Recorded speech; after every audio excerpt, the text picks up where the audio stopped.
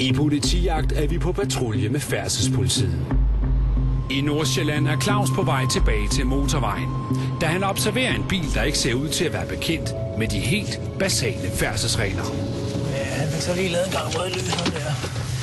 På tidspunktet, hvor han kører frem, der er han helt nede på 40-45 km i timen, så han har alle mulige gode chancer for at stoppe.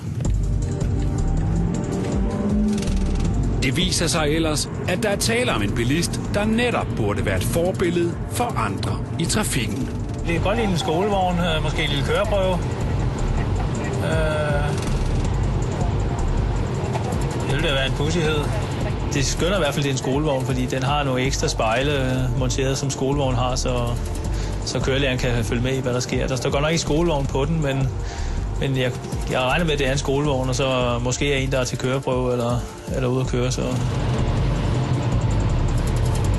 Nej, der er ikke... Hvis det er en skolevogn, så er der i hvert fald ingen elev i. Dag, Færdselspolitiet, jeg skal også i kørekort en gang. Ja. Kom på Roskildevej. De første af de 2 lyssignaler, inden du drejede til venstre nede på motortrafikvejen. Der var faktisk rødt lys, da du kørte over. Jeg indrømmer det. Ja. Okay. Det er jo super, fordi mister du kørekortet, så er det også svært at være kørelærer. Præcis, så det er min livråd. Ja, det er jo det, ikke? Så jeg er lidt smule rystet ved at sige, at en kørelærer, som jo skal lære de unge mennesker at køre bil på en fornuftig og sikker måde, at han kører gennem et lyskryds, der er rødt, og i øvrigt ikke rigtig registrerer, hvad det er. Det synes jeg er meget rystende. Hvad er konsekvensen? Jamen det er, at du får et bøde at klippe kørekortet. Ja.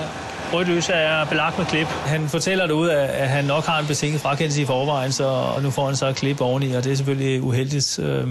Og det er jo typisk rystende, at en kørelærer kan have så mange ting i kan man sige, sin bog, så han ligefrem har fået en betinget frakendelse inden. Hvis du får 3 klip inden for den periode, hvor du har en betinget frakendelse, så mister du kørekortet hele. Hvis du får 1 klip, så sker der ikke noget. Jeg ved ikke, hvorfor det sker. Nej, ja, det er, når man kører og tænker på andre ting, så nogle gange så forsøger det.